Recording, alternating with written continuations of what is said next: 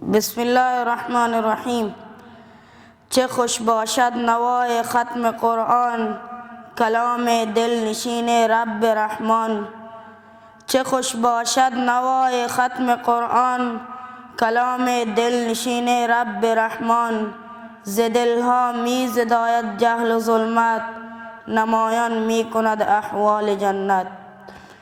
چه خوش باشد نوای ختم قرآن، کلام دل نشین رب رحمان. ز دلها می زداید جهل و ظلمت، نمایان می کند احوال جنت. نمایان می کند احوال جنت. شفاعت می کند از بهر آدم، منور می کند پهنای عالم. شده روشن دلم از آیش، معطر گلشن جان از صفایش. بیایید ای مسلمانان به سویش، مصفا دل کنید از شست و شویش. اگر خواهان جنت خدایی، که باید سوی الطافش بیایید. اگر خواهان جنت خدایی، که باید سوی الطافش بیایید. تدبر کن درون آیه هایش، منور کن دل از نور و جلایش.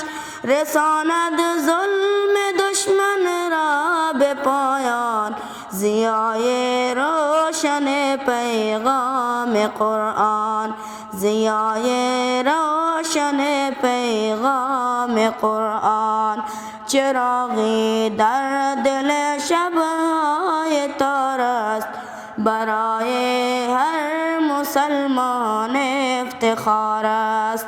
برای هر مسلمان افتخار است. رساند مؤمنان بر حوض کوثر، کند ویران کاخ ظلم و کافر. به روز آخرت نزد خدایت، شفاعت می کند یا که شکایت. شفاعت می کند یا که شکایت.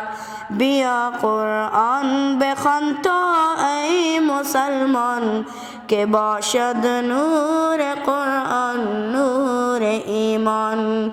بیا قرآن بخوان تا ای مسلمان، که باشد نور قرآن نور ایمان.